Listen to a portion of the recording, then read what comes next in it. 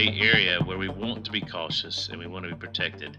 But where does the whole aspect of we believe in a great God to guide us versus?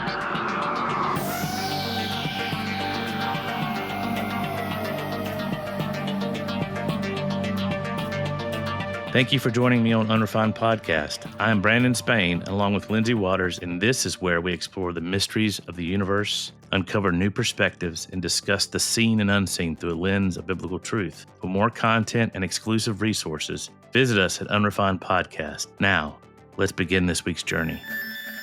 Hey, you guys. You ever wondered if we're only scratching the surface of perception? Who knows what lurks in the blind spots of our consciousness? And to help us navigate these strange waters, we've got a returning voice. One who doesn't just talk about the unknown, he's been in it. Welcome back, Matthew McGuire. Hey, Matt, thanks for being back on the show. Thanks for having me. Yeah, we're going to dive into a topic that a lot of people know about, but I think there's a lot more smoke than there is heat, I guess. Is that the expression you would say there for that? And we've been preparing for this show by listening to other podcasts and including a podcast that was kind of, I don't think it refuted Matt's per se, but it was definitely refuting some of the things we were talking about. But I don't want to refute them. I just want to talk about what they talked about because there were some good points they brought out in there too. I'm not going to name the podcast for obvious reasons, but we're talking about remote viewing today. Yeah. So I'm super excited about this and getting into what it is. The big questions that I have are the questions that I usually always ask Matt anyway is, where are the lines between science, New Age, and what I call Christian spirituality? That gray, lurky area that's in between all that. And so we're going to probably try to tackle that. But basically, I want to give you guys out there a kind of a working definition of remote viewing because I have different friends on different sides. Some say it's all occult. I had somebody tell me yesterday it's only used for a cult, so therefore it's a cult. And I don't know if I agree with that. And then you've got people out there that say remote viewing is hey, do it. It's great. Do it. So we're going to dive into all these topics today. So Matt, thank you so much again for being here. Good to have you back on, Matt. Yes. For those that don't know me, I was trained in biblical studies for my undergraduate degree at Crandall University up in Canada. And right now I've taken a different sort of turn. I didn't head off to seminary. Yeah. I am actually enrolled at the Rhine Education Center, which is really cool. Has been studying parapsychology. If you date it back to the opening of the Duke Parapsychology Laboratory, from which it's a direct descendant, it goes back 90 years to 1935. And they offer online classes with experts in the field of parapsychology, which is this study of mind over matter phenomena. It's the study of psychic phenomena, the study of energy healing and remote viewing, and a lot of spooky sounding buzzwords to Christians. But there are surprisingly quite a few Christians enrolled as students, even some of the instructors. Like Jimmy. Yeah. That's correct. Jimmy Aiken. Yep. He's a Catholic and he teaches there. And we look at things that would have a lot of overlap with what we as Christians call spiritual gifts. And so that's one of the reasons that I study there and one of the reasons I'm interested in remote viewing.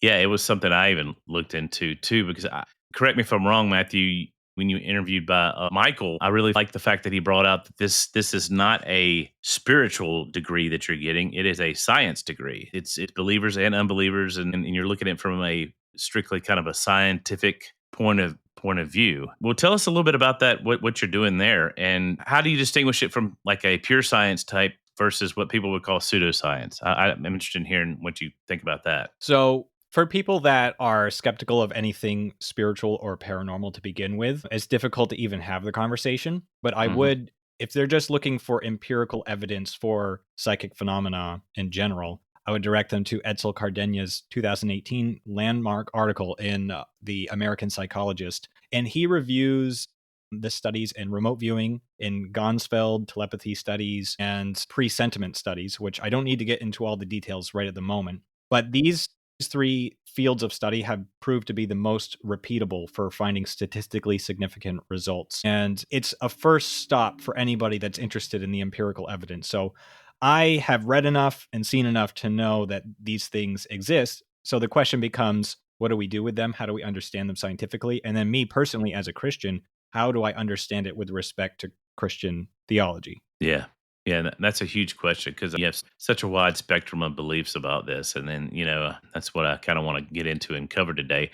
But let's before we dive into that, if it's okay with you, let's just talk about a little bit of the history first. We probably need a working definition. I mean, people might know, but I want your working definition of remote viewing, and then let's get into a little bit of how it was used with the government, and then we can dive into the aspects you were talking about. So these sort of abilities, extrasensory perception, have been around forever, Mm-hmm. essentially. You Mm-hmm. can point to episodes in the Bible. You can point to episodes in ancient philosophers. I believe even like the Stoics talked about telepathy and things like that, just using different words. We started getting better at actually putting definitions to these things in the 20th century. So I mentioned the Duke Parapsychology Laboratory a moment ago. That was founded by Joseph Banks Rhine.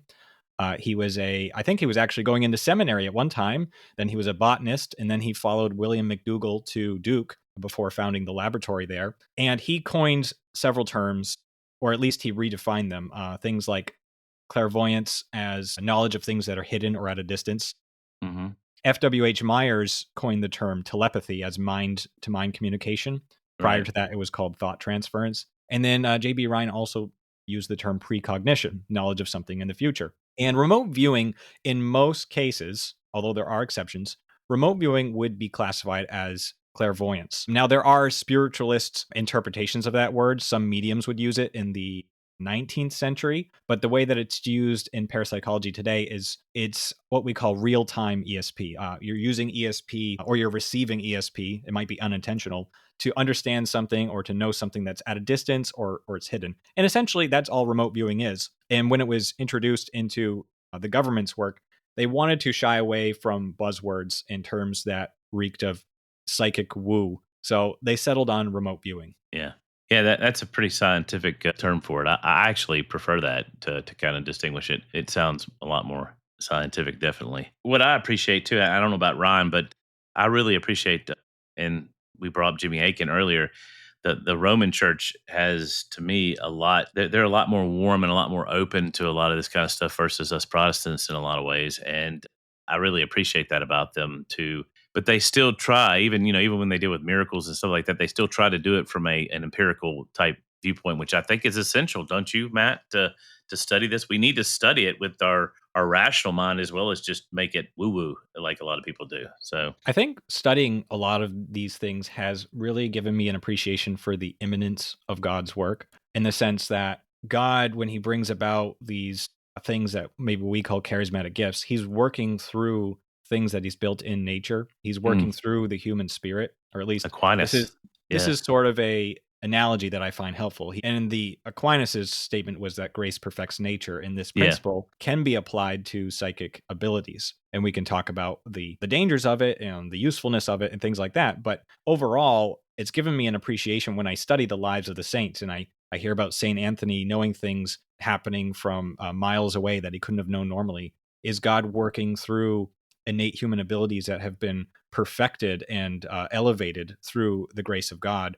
Or is God doing like a direct miracle? And I didn't give a lot of thought to this in the past, but now that I've read so much and learned so much about the scientific study of these things, really makes you think and reflect on what you previously just jumped into this giant bucket called miracles. You start to distinguish and to label things more specifically. yeah, categorize. But yeah, I mean, we have a pin chance to want to categorize everything, which it can be a double edged sword. It can be good and bad, but I think it's needed. We need to be able to distinguish of what's going on. I think that's essential to the whole gift of discernment is to distinguish what's going on, and we don't want to mistakenly step into areas that we can't navigate or get out of, but this goes back to some of our earlier interviews. I really do appreciate the whole trying to stay away from the demon in the gaps aspect. That if something is not expressly biblical, so to speak, or spelled out, then it's a demon, like people do with ghosts and all that different kind of stuff. So when you first started studying this, what was your first resource that you went to? Did you go to the fathers? Did you go to theologians and the saints? Was that your first avenue of study, or was it more on the science end of things, the rational end of things? So, my interest in remote viewing began as I was putting together A Magical World, Yeah, the book that I put out. great book.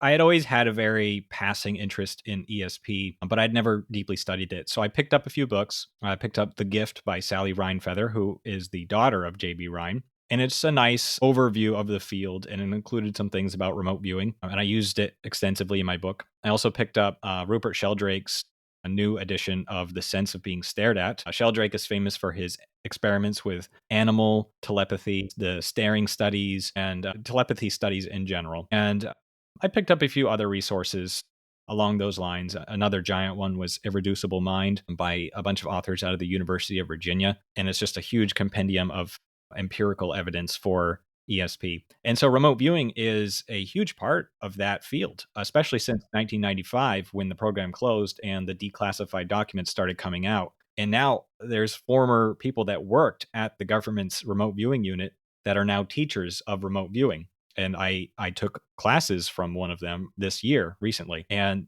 there's just so much information going around. There's so much interest. One of my teachers was just on Astonishing Legends talking all about this research. And there's a new openness to it from people that might have been more secular in the past. And Christians are paying more attention to it as well. Although there are some people that they either reject it outright or they say it's automatically demonic. That seems to be an initial reaction, but it's really been an interesting journey to learn the whole history of it and to disambiguate different things about it and to learn all the big names and the different timelines. It's sort of an endless hole that you can jump into and learn about. I am not much of a remote viewer myself. I am interested academically, even on the spiritual gift sort of side of things. I've never been particularly gifted or sensitive, but just as someone that's interested in the spiritual, in the metaphysical, it's a very promising area of research. Matthew, just kind of based on your research into this topic, I'm just curious about how, and maybe they describe it differently. How do remote viewers generally describe this act, this gift? The word viewing is in there, so you're immediately, I think, well, they're seeing something like they would see it with their eyes. Does that characterize it, or is it a little bit different?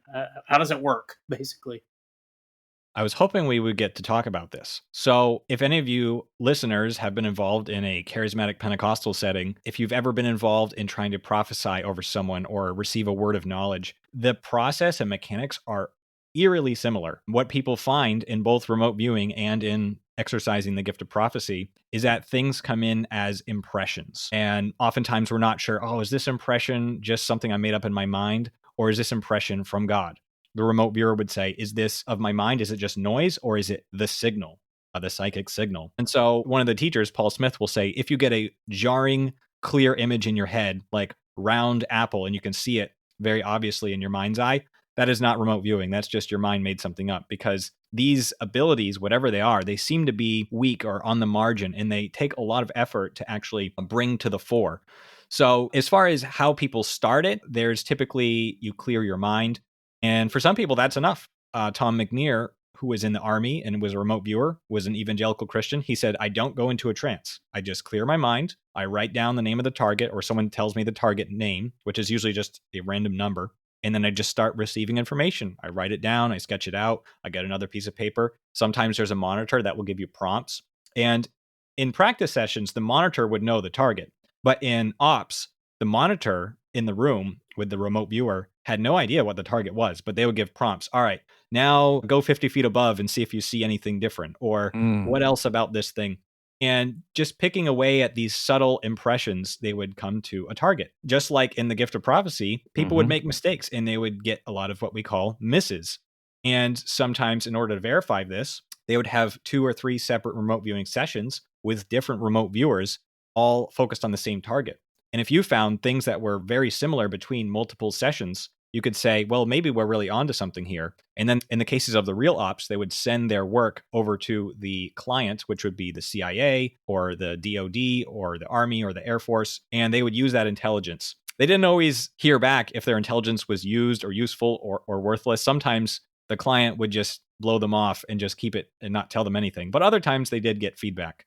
And so just like with the practicing the gift of prophecy, it's a mixture of error and accuracy. And it's a learning process of finding out, like, what does it feel like when I'm getting it right? What does it feel like when I'm getting it wrong? So I said Tom McNear does not go into a trance, but other people did play around with entering trances. There's a form of remote viewing known as extended remote viewing, which was used in some of the early years, where you would lay down in a comfortable position. And they called it mind awake, body asleep, where your mind is just awake enough to hear the prompts from the monitor, but your body is in this like hypnagogic state where you're trying to just let the psychic impressions come on in without disturbances from the outside environment. Angela Ford, she's sort of infamous for summoning spirits, and the spirits would help her find out where things were. If you want to go for the demonic interpretation, she's sort of an easy target. But she was sort of the exception to the rule. And the Army remote viewers were, for the most part, they were averse to spiritualist type of methods. They thought this was a natural human ability that they were Yeah. using for their country. Yeah. Well, and with the introduction of quantum physics and all this time period and all the stuff we've learned about, quantum entanglement and double binds, I mean, just all this, it leads to me to a clearer understanding of a lot of this type remote viewing. And I wanted to ask you this, piggybacking on Lindsay's question there is, to me, it seems like there's a two-part to this. There's the seeing and there's the discernment aspect. And I'm going to speak from my experience with the spiritual gifts, with the prophetic, words of wisdom, words of knowledge, just the prophetic in general. A lot of times I would see, write down, and then my interpretation or my discernment of it would be wrong. And so it's really fascinating. How do remote viewers handle those two distinctions there? So this is handling what they call the noise is one of the hardest things for remote viewers to do. In fact, one of the terms that will come up a lot is analytical overlay, which is abbreviated as AOL, nothing to do with America Online. And when you're doing a remote viewing session, as you're letting the impressions come in, let's say the target is a red dodgeball, but you're getting these impressions and you're in the left brain, right brain is often used as a metaphor. We don't fully understand it, but it's useful. Where the left brain is analytical and the right brain is more artistic and creative. Well, if your target is a red dodgeball and you're getting a circular, a spherical impressions, the color red might be hinted at. Well, your left brain is going to want to say, it's an apple, and you'll come up with an apple. But they say when you're doing a remote viewing session, do not use nouns, because nouns are a product of the left brain. It wants to try to connect the dots, but you want to leave the dots unconnected. You can connect them later when the session's over, but for now, leave them unconnected. Yeah. So what you'll do is on the margin of the paper, to get apple out of your head, you write AOL, apple, analytical overlay, apple. My brain has tried to connect the dots. And this can happen all over. Another problem is the ladder of association. There's another word for it as well. But the idea is something comes to your mind right off the bat that's stuck in your head, and you can't get it out of your head, even though you know it's probably not the target. So let's say your target is a tornado, but for some reason you keep thinking ladder, ladder, ladder. Well, you might start thinking of other impressions of like a paint bucket and a paintbrush and all these. And it's only because you thought of ladder that all these other things are coming in, but it's all just mental noise. So you have to write down AOL, ladder, and try to just get it out of your head. Sometimes they'll get up and they'll take a break for personal inclemencies. If you're feeling sick, or if you're uncomfortable, or the temperature's not right, you have to write that on the paper, because there's so many sources of noise that can interrupt. And although it almost sounds like a cop out to excuse misses from remote viewing. But again, Christians involved in charismatic gifts, they can testify to this. If you are Oh in, yeah, if you're in an environment where you practice the gift of prophecy, and you you've just had practice. a delicious buffet meal and you're just feeling great, or you're on coffee, you just might be more inclined to prophesy positive things because you're in a good mood. And Yeah, that's an overlay. On the yeah. other hand, there's what I call dispensational overlay, which is you might get some prophetic things right. Like, for example, Brandon Biggs, when he said Trump would get shot and grazed on the ear, I think he really saw into the future. But then he started talking about, hey, there's going to be tornadoes and earthquakes and the stock market's going to crash. Well, I would call that an overlay. It's the overlay of his apocalyptic evangelical upbringing that just wants to feed into that. So you can have a mixture of accuracy and error. And we say it's overlay. So analytical overlay, and there's other kinds of overlay as well. But I think this happens in charismatic circles. We overlay our Oh yeah. moods, we overlay our aspirations, and things like that. If somebody is good looking, you might be more inclined to prophesy good things for them. If someone's ugly, you might subconsciously stick things in there that are more demeaning and not even mean to. But the mechanics are so similar to how charismatics use the gift of prophecy that if you view it in that lens, it's easy to understand how the remote viewers run into similar problems. Well, and let me go biblical here real quick, just for a moment.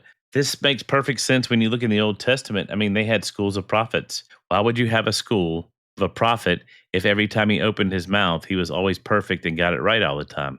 They had to learn. You know, we have to learn in everything, and that's the whole process of sanctification in the Christian faith is to begin to learn. And we think it's just moral, but I think sanctification is also in the gifts too. And like I said, I've always had problems with the interpretation. I'll get the revelation, so to speak. I'm using spiritual words here, but the noise or the overlay sometimes is way off. Like you said with Brandon Biggs, I mean, he was right on this one point, but then we can begin to add to it with our own, our own baggage, and it kind of skews the point. I think too. That's why the remote viewing worked pretty well is because it was done in community, and I think the church needs to do that more, like a school of prophets, so to speak, and interpret things together and be open to that kind of stuff. So that just that's wild. That blows me away. I just love this stuff, and I love how. And I used to, when I was a new Christian, young, I used to say, I don't remember what the statistic was, that we only use a certain portion of our brain. I don't know how much percentage is. What if Adam before the fall had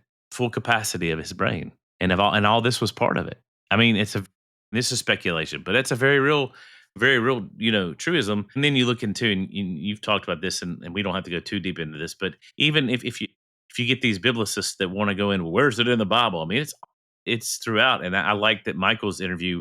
He really pulled out all the examples of these so-called quote things that would be considered occultic that believers, and not only believers, a patriarch Joseph did. I mean, so it's in Jacob. Jacob laid down on a rock, which was an occultic practice to get revelation from a God, and he got it from Yahweh. I mean, so it's like there's these examples of it, and I'm like you. Why would God not create this innate ability?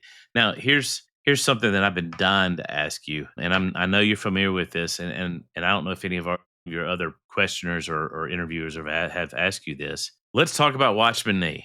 Let's talk about his fateful book, The latent latent power power of of the the soul. soul. So what would you say to someone who said, "Oh, okay, well, Watchman Nee had it right," and he was came from a mystical ethnicity in a lot of ways. I mean, Asians are very, I'm being stereotypical, but they're more mystical than Westerners are in a lot of ways. So what do you think about his? Was he reacting to his culture, or what do you think about people that use his arguments and when we talk about all this kind of stuff? Okay, so first of all, let's talk about Watchman Nee. He was an amazing individual. Yes, And he was the sort of person where if you look at the way that he reads the Bible and uses proof texts, it's like embarrassing. It's awful. But he was so spiritually sensitive and so intuitive that he was onto things that were spiritually true.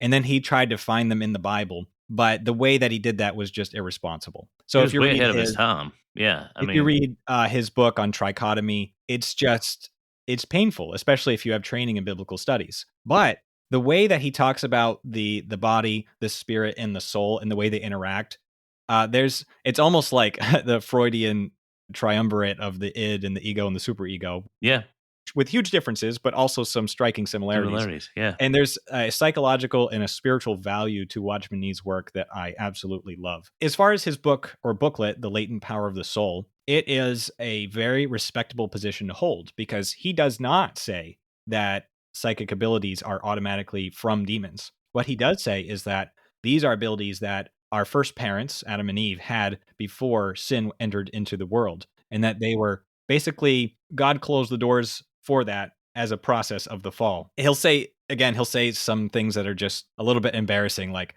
well, we know that Adam had at least a trillion times as much intelligence as men do now. I'm like, how would you even come up with that figure? I have no idea. Speculation.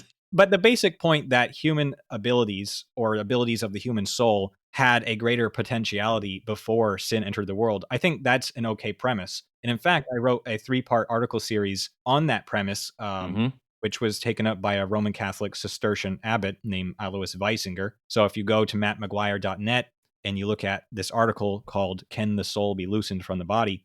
There's a Roman Catholic that takes the very same position, and he's writing at a very similar time as Watchman Nee. So Watchman Nee's position is these abilities have been closed off because of the fall, and it is wrong to try to awaken them. Or if you're born with them, you should actively try to close them down. Because he says, although these abilities are natural, anyone who uses them cannot help but be used by an evil spirit. So it's sort of one of those things where it's not evil in itself, but the only way that it can be used is evil. So he just says, for all practical purposes, we should avoid these things. Yeah, it's like demon in the gaps again. Yeah, and I've had people that have told me and I really want you to address this. I don't know how you feel about the whole SRA and a lot of that, the legitimacy of satanic ritual abuse and programming and MK Ultra and a lot of that kind of stuff. But people who do believe in it and people who practice ministry with it, they shy away. A person that I'm close to that does, and she shies away from using the terminology remote viewing just simply because of the baggage that it had from that actual aspect of that. And she's like, it might be an innate power inside of you. However, calling it remote viewing instantly triggers them back to their programming for whatever purpose they did it for. But of course, a lot of that depends on whether you even believe that it exists or not. So, what do you think about that? So I'm not an expert on Yeah. the satanic panic or things like that. I know some people are really into that and they're into like Ken Fish is really into like ministering to people abused by Masons.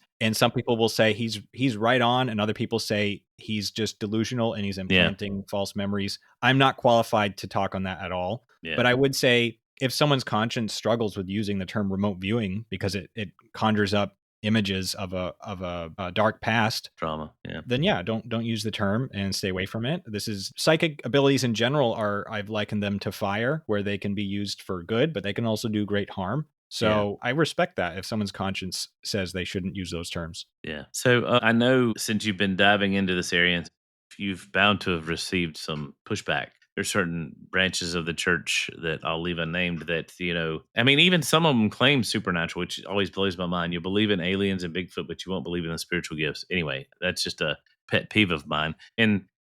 It's like I understand and acknowledge the validity of some of the things they bring up, like that the Bible warns against divination, necromancy, sorcery, but I feel like sometimes that it's an either or thing instead of a both and, or they throw the baby out with the bathwater in this situation. And they claim that it's because it's not a scriptural, there's no scriptural foundation for this, but I just don't see that. I see it all throughout the Bible, psychic abilities being used at will. The biggest being the dividing cup of, was it Joseph or Daniel? Both of them, I guess, both of them did similar type things.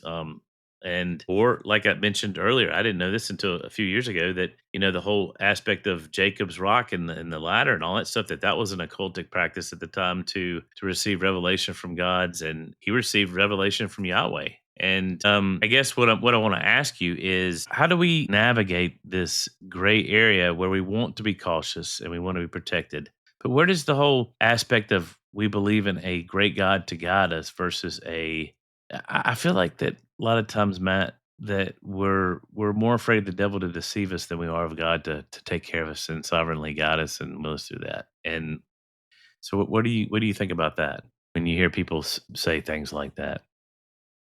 I think it's something that's really ingrained in evangelical culture. Yeah, it is an evangelical more than any of them. Seriously, yeah, Yeah, I don't find it as much in mainline Protestant or Roman Catholic or Anglican. yeah, It's not as pronounced, but and I think there is probably some overlap with the satanic panic and the worry about people practicing witchcraft in in your neighborhood and things like that.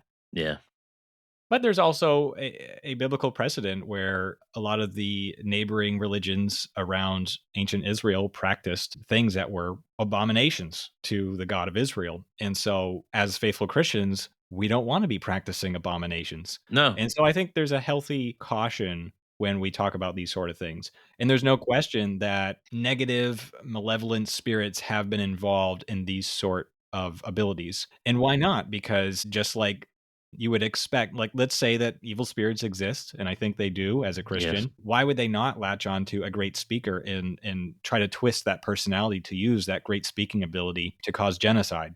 That's an extreme example. Why Hmm. wouldn't an evil spirit take advantage of someone with a great psychic sensitivity and try to lead them in a path that's going to deceive people, or it's going to just ruin people? Yeah. I think it's the same thing with these sort of abilities. They can be used for the glory of God, and they can be elevated by the Holy Spirit, or they can be used for, self love and egotistical reasons. It is easy to find that, or just for financial gain, Yeah. or they can be used for God. So I think there's a healthy reaction, but we really need to learn how to disambiguate, learn like what is actually prohibited and what is a natural human ability and what is a gift of the Holy Spirit. And it's something that I'm still studying and I hope to continue to Yeah. write about.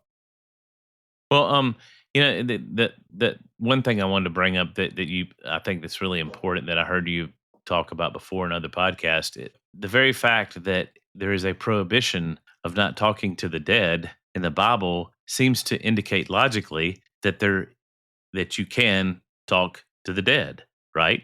To me, it seems pretty stable that if something's forbidden, then there must be the possibility to be able to do it. You wouldn't make a law like, paint, do not ride unicorns, on Sundays, I mean, so what do you think about that? I mean, is that a good argument for the basis of these things? And then how would you distinguish between divination and communication being like more neutral, like when we go into the realm of ghosts and stuff like that? So I don't want to get too far afield because the topic of ghosts is its own animal. Yeah. If people go to academia.edu, I uploaded my paper called Ghosts in the Church, A Brief History. And there you can kind of see where I lay out the biblical aspects that pertain to ghosts as well as church history. And I think you'll find some surprising things in there. But I do want to focus mainly on remote viewing. And divination does have some overlap with remote viewing. The Yeah. problem, though, is that the word divination, you won't find a single, like one Hebrew word that means divination. You kind of have to it basically to divine something means to figure something out or to find something or to discover. And so you could apply it to anything. Like, I want to divine what the weather is tomorrow. That's what a meteorologist does. Casting lots, of course, is a form of divination. Using the Urim and Thummim, the high priest, that's a form of divination. Mhm. It could be argued that David's use of the ephod was divination. Of course, we know Joseph and Daniel practiced divination. Mhm.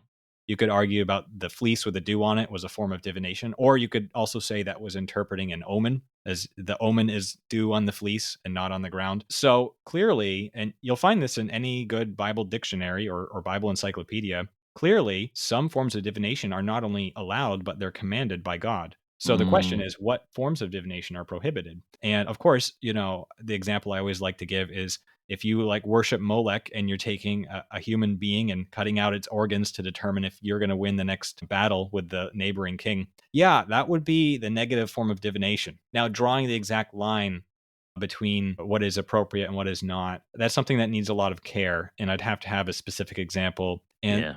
that's also something where I'd hate to make a judgment just at that drop of a hat. I'd like to think about it and write about it. Yeah. Yeah, I think that's really interesting because I mean, this comes back to our friend that we all have in common. His Catholicism has really helped me understand this and really have a grasp of this. Is that Christianity overall, and I think we really need to regain this. We need a doctrine of intention. There's so many things that it depends on the intention of the action, whether the action is bad or what. Whereas with our enlightenment worldview, we want to go in and say, well, that action is bad inherently. It doesn't matter the intention, and we interviewed a guy dealing with Hebrew roots, and he was talking about, all right, is it a lie if you tell the Nazis the Jews aren't downstairs in your basement? Well, yeah, it's a lie, but is it sanctioned?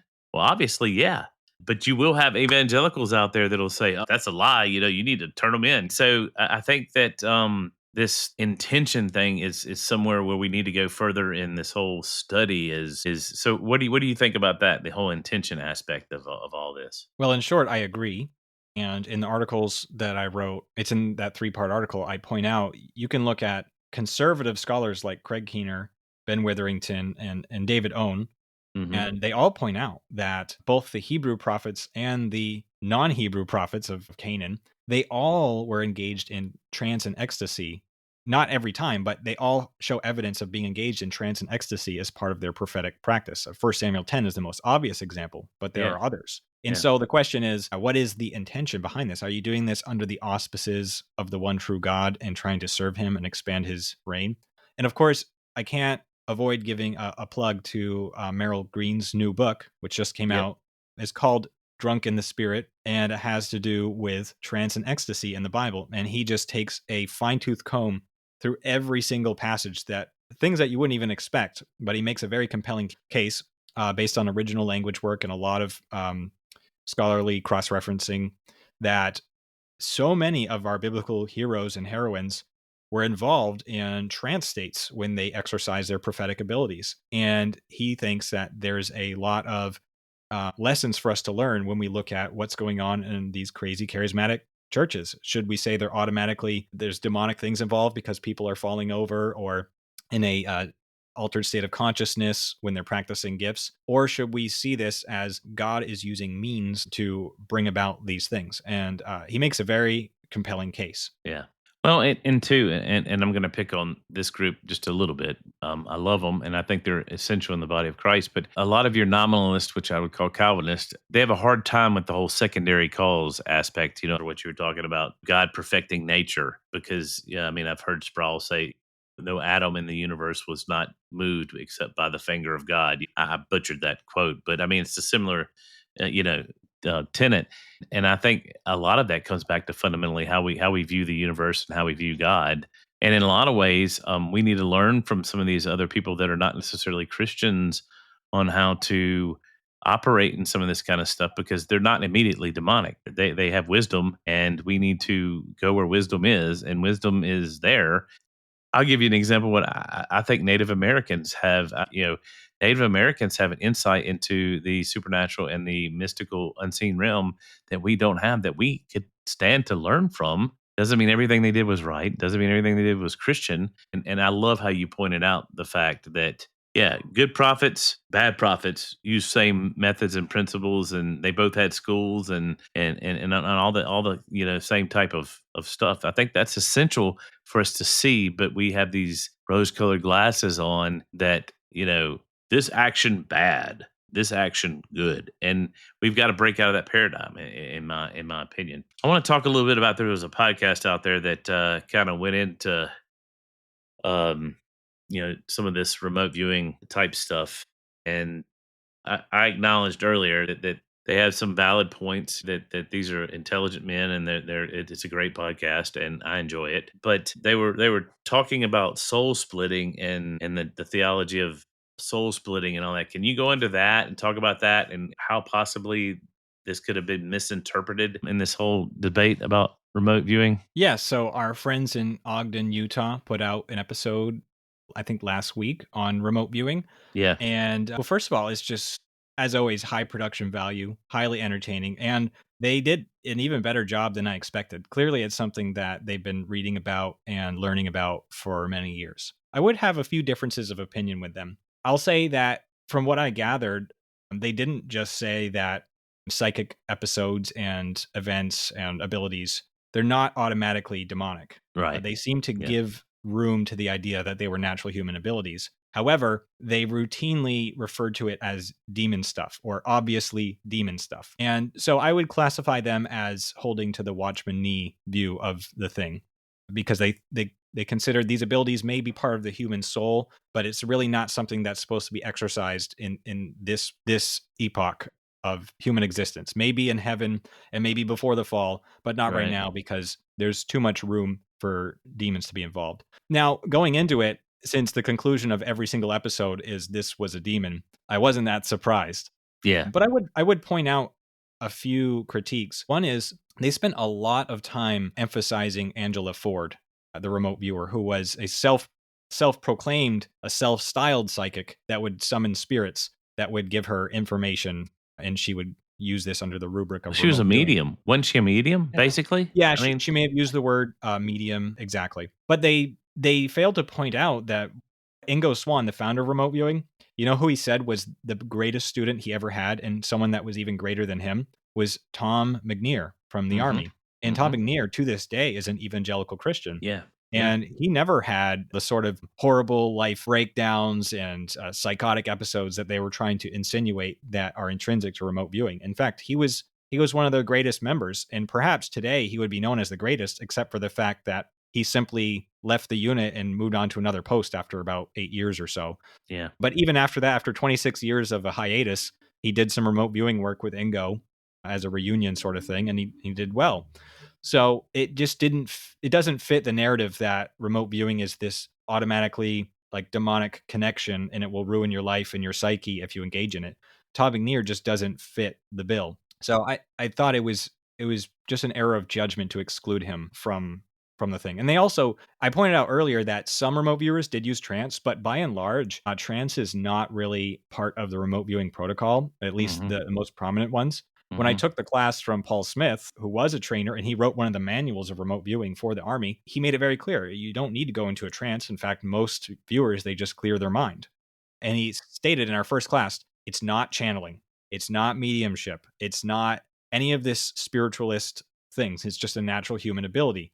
Now, maybe he's right or wrong about that, but we should always point out that from the Army unit's point of view, this was always seen as a natural human ability, not as, some connection to the spirit guides who would give this information. Yeah. That was a minority position. Yeah. McNear still even had that view of it as a natural ability, you're saying, as an evangelical. That's correct. And the manual, when they wrote the 1985 and 1986 manuals, McNear wrote the 1985 manual and Paul Smith wrote the expanded 1986 manual. The expanded one says that the information comes from what they call the matrix. And don't think of the Matrix movie. Yeah. Just think of like a mental internet, basically the cloud, where every human event is stored. The Indians call it or the Theosophists would call it the Akashic records. Yeah. This idea that everything is stored in the universe in some way, and all we're doing is accessing that storage. We're connecting to the cloud account, and so they don't claim that they're certain this model is correct, but that was the working model that they based all their viewing off of, and that's the working model that Paul Smith still uses today. Not this model of we're contacting these spirit guides with certain names and they're using their powers to bring about the information. Sober, boring, scientific understanding of how it works. Yeah. Well, and something too, I want you to address this too that I saw. It's a kind of a critique of mine. Is they seem to blur the line between spiritual gifts and remote viewing. Did you see that? There was a real a blurring of the lines of these like the prophetic visions in Scripture were God's initiative and not human training. And that's an argument from silence, in my Yes, opinion. I did appreciate that they brought about a few episodes in scripture so parapsychologists, they also look at ancient texts. And so they look to the Yeah. Bible and they say, oh, when Elisha had the vision of Gehazi, that might have been remote viewing. Or when Jesus says he saw Nathanael under the tree, maybe that was remote viewing. Or when it says Jesus knew their thoughts, that was telepathy. So they are correct to point out these are episodes that are plausible instances of ESP. And their position is because it's canonical in the Bible and supposedly was initiated by God, then it's okay. But their lesson they take from that is anytime God does not explicitly initiate ESP, it's wrong. That's the insinuation that you walk away from. And I just think it's sort of a special pleading thing. And Yes. I think it's I got to cut them some slack because they're cessationists and their whole And tradition precludes Calvinists. I mean, as well. cessationist Calvinists, Yeah. and they do not agree with the charismatic world. They may be friends with charismatics, but ultimately they kind of have to come on that side of the fence because they are cessationists. And Yeah. it would be hard to say something like, oh, well, there's legitimate ways to use remote viewing and still say that the charismatics are all wrong. It would be hard to do that. So they kind of have to say that it's always wrong unless God initiates it. So So that's what I walked away from. yeah, so their presuppositions actually inform their opinion. I mean, which it does with all of us, but I just want to point out that presupposition there, and also the presupposition of the fact that of the initiation. I mean, coming from a nominalist worldview, God initiates everything, and we are just reactors. That would go against the whole remote viewing thing. That we could just, out of our own free will and free choice, just remote view or use a spiritual gift or whatever. And I've heard it used with First Corinthians that chapter 12 that none of those gifts can be just used willy nilly. And it does say in there as God. as God gives these gifts, as God wills. But the nomenclature there is not just that God picked it, I want you to do it this time. It might be a generic, this is God's will is to use these gifts. And we can misunderstand what it's meant like that. So yeah, I think that a lot of the misunderstanding here is just because of presuppositions on both sides and also semantics too. I think we talk past each other a lot in the body of Christ, but definitely in the world. So the other thing that I kind of noticed, they like you said, they majored on Angela Ford, but they majored more on the whole CIA government aspect of, which was really cool. I love the podcast. It was great, but I think remote viewing is bigger than just the government aspect of it. I think that's just a part of it. It's just the part of it that was accepted and used. And how could remote viewing for a nation, depending, I guess, upon the nation, be a bad thing to find out what's going on? There's another argument in Scripture too with who was it? Was it Elisha that would tell the what was going on in the king's bedroom, and they were trying to weed out who the traitor was. That's another example of a possibility of remote viewing. And if you read it in the text, there is no God initiation there. A lot of those, particularly Elijah and Elisha, I notice a lot of times they did things that appeared just because they just wanted to do them. I know it sounds rather crude, but they just made a choice and they did it. And it's almost like God gave them power and they acted out of that power, whether it's right or wrong. They had the decision to make, but it goes back to intention. What was their intention? So anyway, I just that just kind of blew me away when it's not just about the government stuff.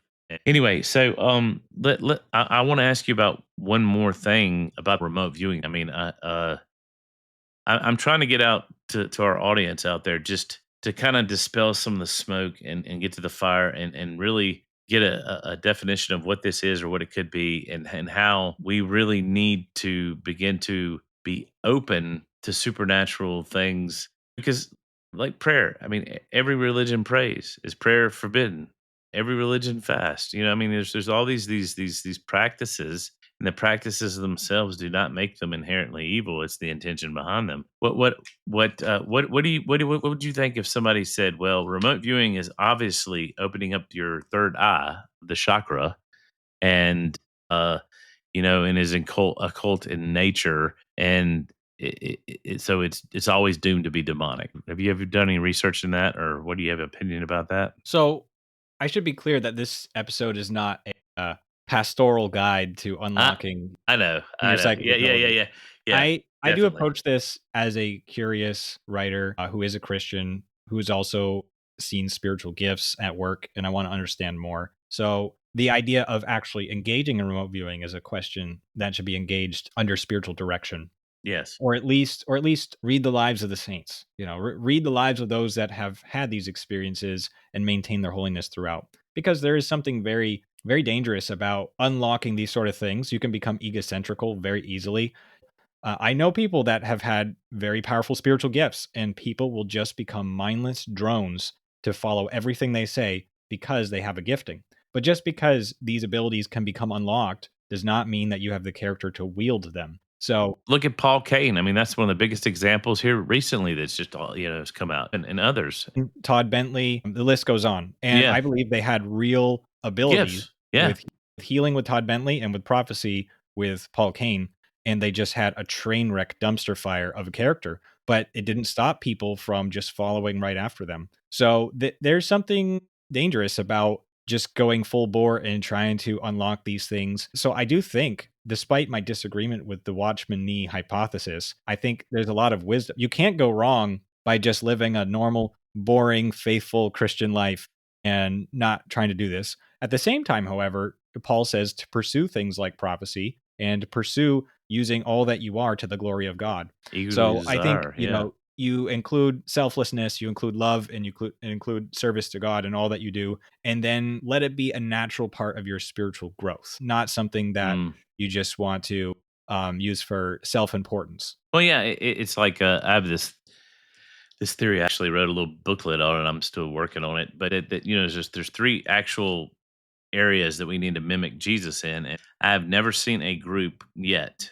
that has completely um, operated in all three areas. The first is spiritual formation, a la Renovare Dallas Willard and all that good stuff. It's good solid stuff. The saints of the church, the character. Then you have the whole charismatic giftedness, miracles, Pentecostal, that aspect of it. I've seen those two together. But then the third one is the whole discipleship, letting it being a relational, communal aspect of training up people with life on life relationships. And I've never seen a group that combined all three of those, and you see it consistently in Jesus's life. All three of those are just as important. And I wonder if the answer, and like you said, this is not a pastoral episode to tell you how to do it, but I wonder if that old saying, we pursue the fruit and we walk in the gifts. And I think, like you said, you need some sort of oversight. The problem, though, right now that I would ask you, Matt, that I think needs to be remedied is we need to grow up people in the church, sons and then fathers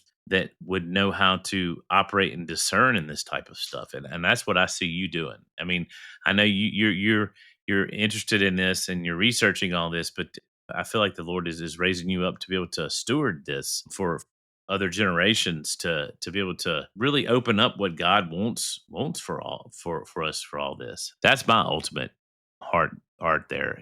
I love all the details and the science aspect of it. I don't have to have science to prove my faith, but it's so cool when it does. And when you see all these experiments and all these things happen.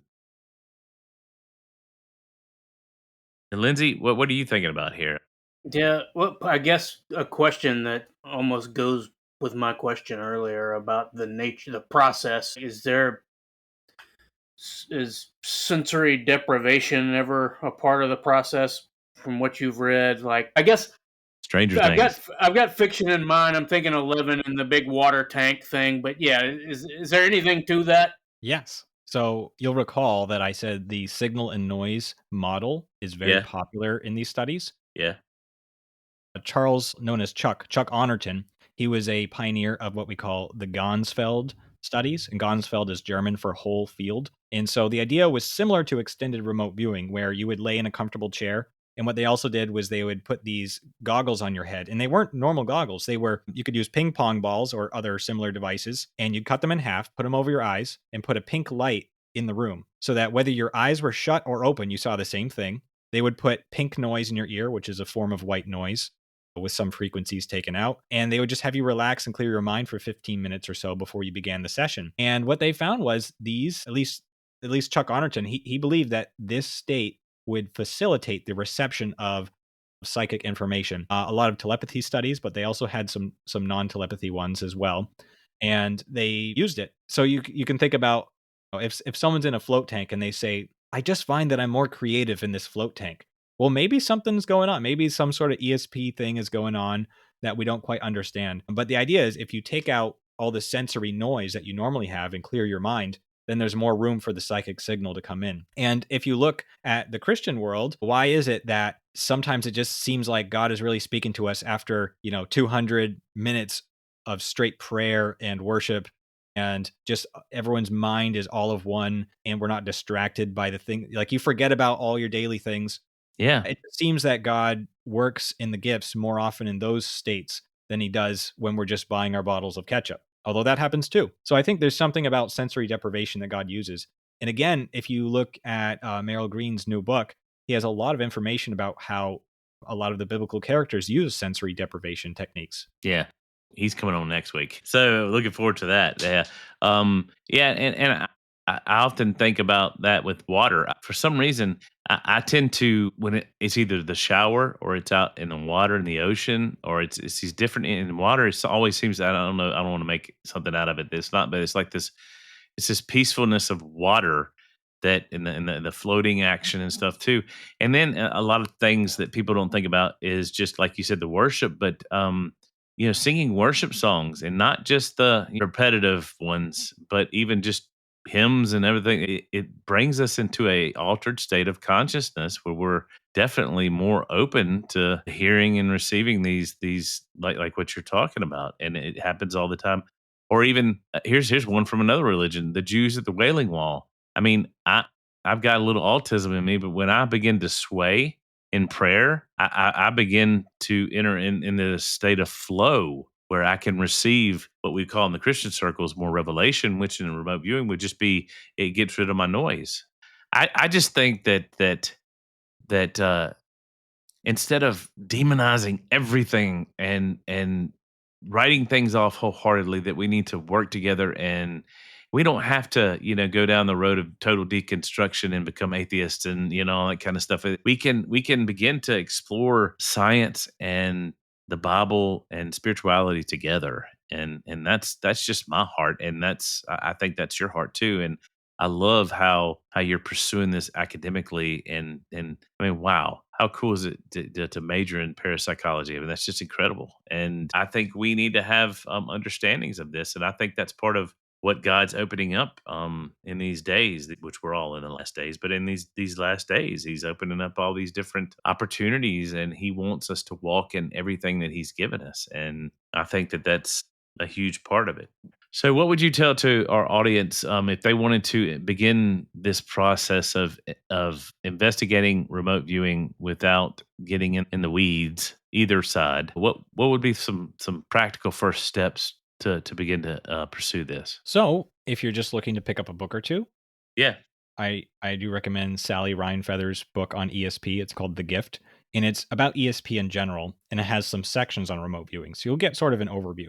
If you're looking for the history of remote viewing, you can read Reading the Enemy's Mind by Paul Smith. He was a very important member of the unit, and like I said, he wrote the 1986 manual. Annie Jacobson has a book called Phenomena, which is a yeah, I have that very one. popular book. Yeah, She was she's not an great. insider, but she's a Yeah, journalist. And I know Paul Smith took issue with a few things in the book, but as a whole, it's a good, very readable history. yeah, If you're looking about the techniques, you can read Paul Smith's The Essential Guide to Remote Viewing. Joe McMoneagle has a book called Remote Viewing Secrets. I haven't read that one personally. And if you're looking for the scientific evidence, you can look at, again, Edsel Cardenya's 2018 article in The American Psychologist. I don't remember the title, but if you type in Edsel Cardenya, he's a Swedish researcher, 2018 American Psychologist, you can't miss it. And if you're looking to dig deeper, enroll at the Rhine Education Center. The classes are crazy affordable. The 8-week classes are around $200. The 4-week oh, classes are wow, like $125. And for $125, I got 4 weeks of classes with Paul Smith, who wrote the manual on remote viewing, and he's been on documentaries and movies and all these sort of things, and he still trains people today. And I got to talk to him live, ask questions live. Now, they'll probably only offer that class every 2 or 3 years, but you can also take Introduction to Parapsychology, which is taught once or twice a year at the Rhine Education Center, where I'm a teaching assistant, or at least I was the last time. Possibly I will be in the future, and I can help nudge you along if you join us. You can find it at rhineedu.org if you're interested in enrolling. And like I said, there's a mixture of people. My classmates are Reiki healers and ghost hunters and Catholics and evangelicals and everything in between. yeah. But we just study the scientific aspect of things. Well, and two, correct me if I'm wrong, but I just they're not there to grind their axe. They're there to pursue truth, and that's the kind of people you want to be with, no matter who they are. So yeah, that's awesome. Look, man, this has blown my mind. I love having you on the show. So one more question about that: are you going to take other classes dealing with other parapsychology issues as you go along? Yeah, so depending on when this comes out, the August class is coming up. There's one on lucid dreaming. I think Bert Wagner is teaching it, and he's considered the world authority on lucid dreaming. And the other class is developing your intuition, which is another way of saying developing ESP. Hmm. So again, my interest is more academic, but it's going to be a class about how historically have people that have these abilities historically, how have they developed them? How have they increased them and how have they harnessed them? And that's something that's of great interest to me. And I'm interested to see whether Christian saints will be involved in that study Hmm. and how they look at it from a scientific perspective. So those are 2 classes coming up in August. Those are just 4-week classes, and it's very straightforward. You can do it auditing or you can take it for credit. And then I'm sure there'll be more classes later towards the fall. I don't see how you couldn't include the saints. I mean, Saint Ignatius floating, levitating just blows my mind. That just makes my brain go tilt. Parapsychologists love Joseph of Cupertino because of his levitation miracles. Yeah. They bring it up. They're not Christians, but they bring it up all the time. Now that's like a very well attested series of miracles because it was just so thoroughly investigated. And the Prospero Lambertini, I don't know if he was Pope at the time, but when he investigated it, he was a skeptic. But by the end of it, he was convinced. And he was a very he had a very skeptical mind. He wasn't easily taken in. Yeah. So, yeah, that excites me. All right. Well, thank you, Matt. I appreciate you so much, man. You are a friend of the show. Anytime I can get you on here, I want to get you on here. So, when's your new book coming out? So that won't be out for at least a year or more. But if people are interested in staying in touch, you can go to mattmcguire.net. I have a Substack where I publish I've been a little bit behind, but I like to publish at least one article a month. And you'll find links to all of my interviews and my papers. All right. So thank you again, Matt. Thanks so much.